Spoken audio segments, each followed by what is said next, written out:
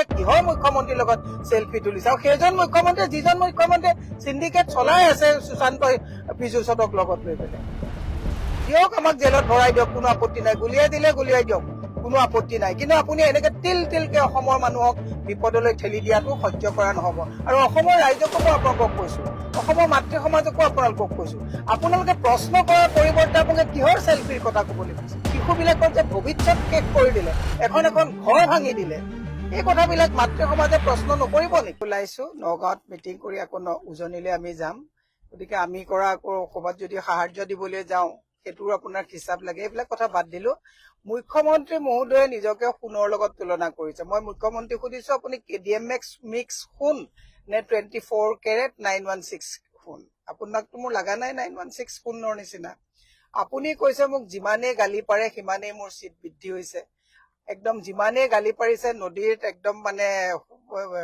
বোৱা দি আপোনালৈ পইচা বৈছে পইচা বোৱাত আপুনি উস্তাদ পইচা লোৱাত উস্তাদ কাৰণে আজি অসমখনৰ এই অৱস্থালৈ আজি গতি কৰিলে আপুনি নিজকে সোণ বুলি কোৱাৰ পৰিৱৰ্তে আপোনাক আমি দুটামান কথা কৈছো আপুনি যদি সঁচাকে 916 সোণ পিয়ৰ যদি আপুনি সোণ তেতিয়াহলে আপোনাক এটা কথা কৈছো ৰাইজে যিটো সৰ্বত্ৰে কৈছে যে সুশান্ত বৰগোহাঁই ধৰ্মেশ্বৰ কোঁৱৰ পীযুষ হাজৰিকা এওঁলোক ইলিগেল মাইনিঙৰ লগত জড়িত মানে ব্যক্তি বুলি কৈছে সাহস হবনে যদি সোণৰ লগত তুলনা কৰিছে এওঁলোকক তদন্ত কমপ্লিট নোহোৱা পৰ্যন্ত চিবিআই তদন্ত দি এওঁলোকক আপুনি মন্ত্ৰীত্ব পদৰ পৰা বৰখাস্ত কৰিব পৰা আপোনাৰ মানে সাহস হবনে দ্বিতীয়তে আপুনি কৈছে প্ৰমাণ সহকাৰে দিব লাগে কিহৰ প্ৰমাণ সহকাৰে দিব লাগে আপোনাৰ পুলিচ ইমান দুৰ্বল নে আপোনাৰ প্ৰশাসন ইমান দুৰ্বল নে ৰাইজে প্ৰমাণ দিব ৰাইজে প্ৰশ্ন উত্থাপন কৰিছে অভিযোগ দিছে প্ৰমাণ আপোনাৰ পুলিচ আৰু প্ৰশাসনে দিব লাগে তাৰমানে আপোনালোকৰ এই গোটেইবিলাক সিন্ডিকেটৰ লগত জড়িত নেকি প্ৰমাণ আমাৰ পৰা কিয় দিব লাগে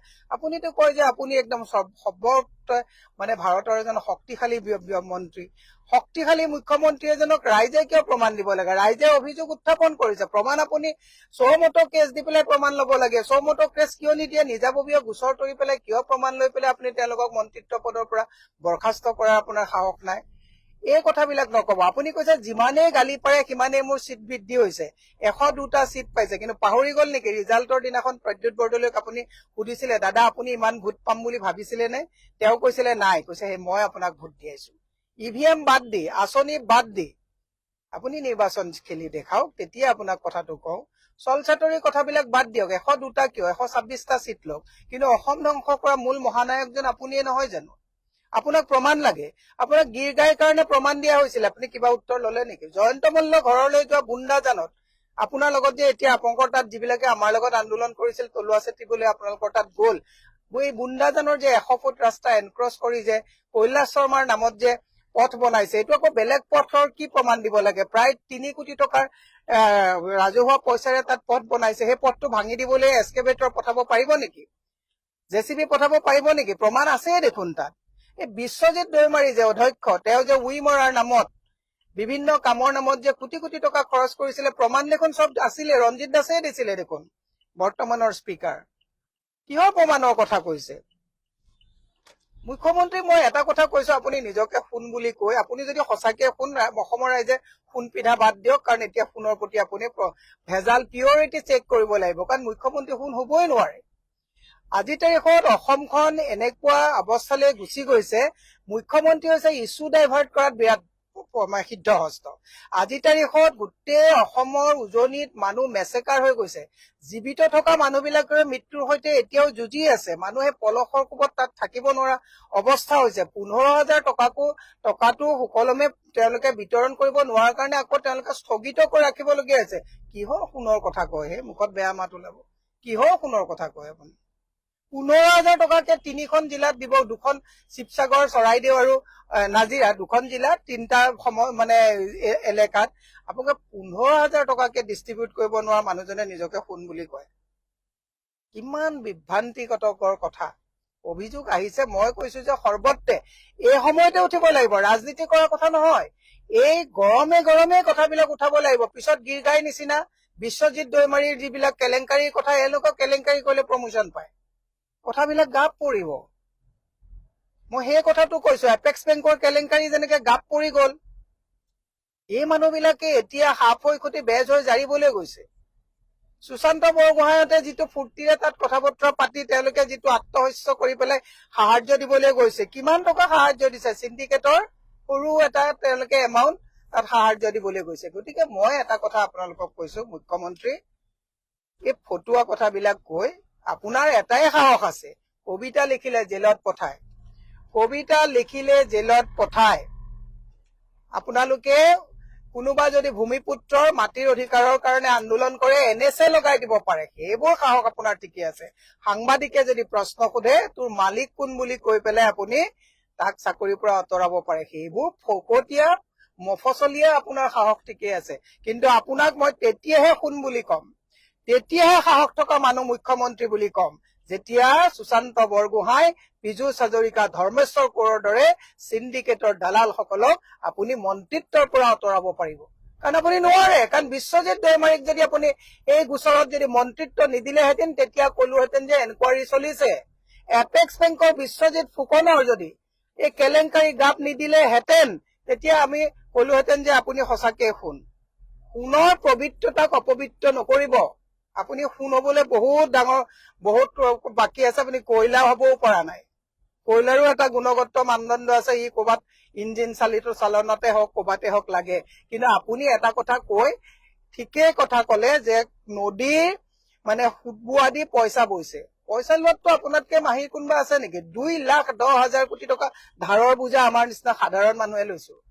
আমি যে এতিয়া সাহায্য লৈ যে সেই আগৰ সাহায্য লৈ যে আমি উজনিলৈ গৈ আছো, কাকো গল চেপা দি অহা নাই। মানুহে ঘৰত আহি চাউল দি গৈছে, বেবী ফুড দিছে, নতুন কাপোৰ দিছে। কালিও মোক এগৰাকী মানুহে প্ৰায় 50টা শিশুৰ কাৰণে নতুন কাপোৰ দি থৈ গৈছে।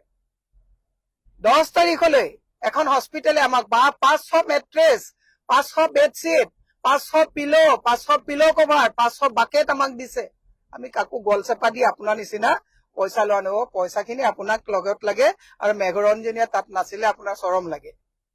চৰম আপোনাৰ এই সুশান্তক লৈ লাগিছে নে নাই? অসমৰ ৰাইজক কৈছো, আপোনালোকে যদি 15,000 টকাত আৰু এয়াও যিখন খেল ধেমালি কৰিবলৈ চকলেট লৈ গৈ পেলাই যিটো চেলফি উঠি পেলাই ইছ্যু ডাইভাৰ্ট কৰিব গৈছে, অসমৰ ৰাইজে যদি এই ইছ্যু ডাইভাৰ্ট কৰা কথাবিলাকত যদি আত্মহাৰা হৈ হিমন্ত বিশ্ব শৰ্মাৰ জালখনত যদি সদায় নিজকে যদি পৰীক্ষা লয়, মই কৈছো অসমত অসমীয়া ভগনীয়া হব, অসমত আৰু মেচেকাৰ হব। আপুনি দেখিছে এতিয়া আপুনি চাওক সোৱণশিৰি প্ৰজেক্টত NHPC চাই থাকক কি তাণ্ডৱ হবলৈ গৈ আছে।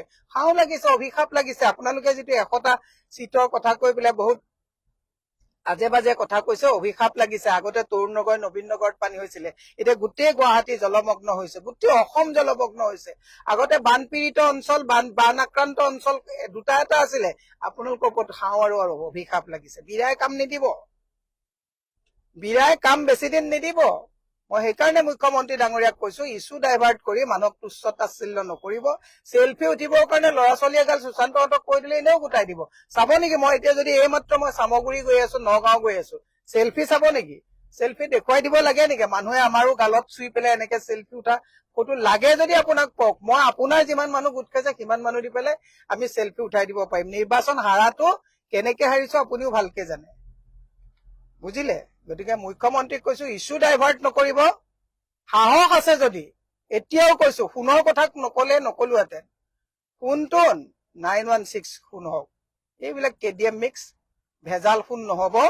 আৰু আপুনি সোণ হবই নোৱাৰে। আপুনি সোণ হব পাৰে নেকি? 2 লাখ কোটি টকা ধাৰ লগাইছে, টুল টেক্স গোটেইখন লগাই স্কুল বন্ধ কৰিছে। ল'ৰা ছোৱালীক এতিয়া আপুনি কিতাপ কাগজ দিয়া কথা কৈছে, স্কুলেই নাই। অসমৰ ৰাইজক মই এটা বিনম্ৰভাৱে অনুৰোধ কৰিছো, বিধানসভাত এই শিক্ষামন্ত্ৰীজনে কৈছে প্ৰায় 6 লাখ ল'ৰা ছোৱালী স্কুল এৰিছে 2 বছৰত। কিহৰ স্কুলৰ কথা কয়? সোণৰ কথা কয়। এই মুখ্যমন্ত্ৰীক মই সেইকাৰণে ৰাতিপুৱাই কৈছো, উজনিলৈ গৈ আছো, মুখ্যমন্ত্ৰী এই কথাবিলাক সকলোৱে ধৰক। আৰু এই গৰমে গৰমে যদি আপোনালোকে নধৰে, ছেপ্টেম্বৰৰ পৰা ঠাণ্ডা দিন আহি যাব, আকৌ দুদিনমান আপোনাৰ শুকান হব, মানুহে পাহৰি যাব। আৰু মই বাইদেউসকলকো কৈছো, আঁচনিৰ যে যিসকলে আঁচনিৰ পইচা পাইছে, আগতে কংগ্ৰেছৰ দিনতো দিছে, এতিয়াও দিছে, বেলেগ চৰকাৰ আহিলেও দিব। আত্মহাৰা হৈ গৈ যত মানুহে মাতৃয়ে পুত্ৰৰ শটো হাতত লৈ পেলাই হিয়া ধিকাৰি কান্দিছে, আপোনালোকে কিহৰ মুখ্যমন্ত্ৰীৰ লগত চেলফি তুলিছে? আৰু সেইজন মুখ্যমন্ত্ৰী যিজন মুখ্যমন্ত্ৰীয়ে চিণ্ডিকেট চলাই আছে সুশান্ত পীযুষহঁতক লগত লৈ পেলাই।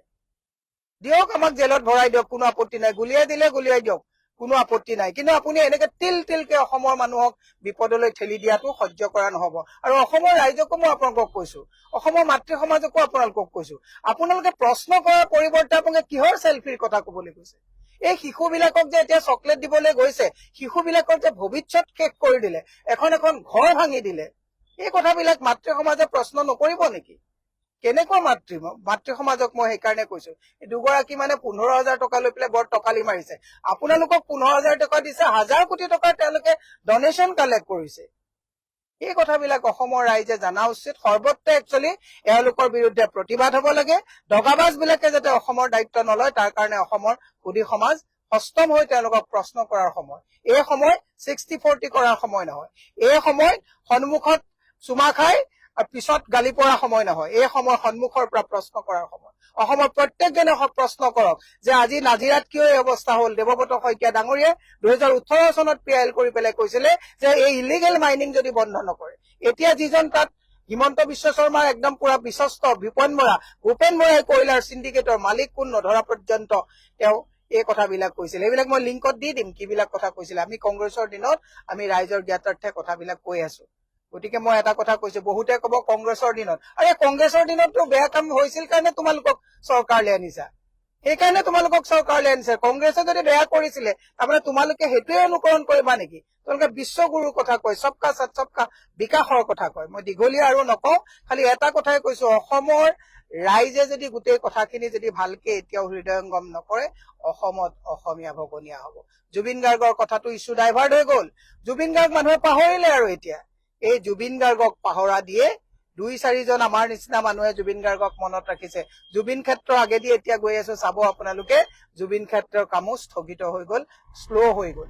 মুখ্যমন্ত্ৰী ইছ্যু ডাইভাৰ্ট কৰা সাংঘাতিক। জুবিন গাৰ্গৰ নিচিনা মানুহক হত্যা কৰা হল। এই 15,000 টকা পোৱা মানুহসকলে যদি ভাবিছে, বাইদেউসকলে যদি ভাবিছে এই চেলফিতে সন্তুষ্ট হব, আপোনাৰ কোলাত থকা গৰ্ভত থকা সন্তানটি যে ভৱিষ্যত অন্ধকাৰলৈ এইজন মুখ্যমন্ত্ৰীৰ দিনত গুচি গল। মই কৈছো স্বাধীনতাৰ পিছত এনেকুৱা অসমক একদম খোল্লা লুণ্ঠন কৰা মুখ্যমন্ত্ৰী দেখা নাই। তেওঁ সোণৰ কথা কয়, কয়লা হবলৈ চেষ্টা কৰক, কয়লাৰো এটা গুণগত মানদণ্ড আছে। Thank U.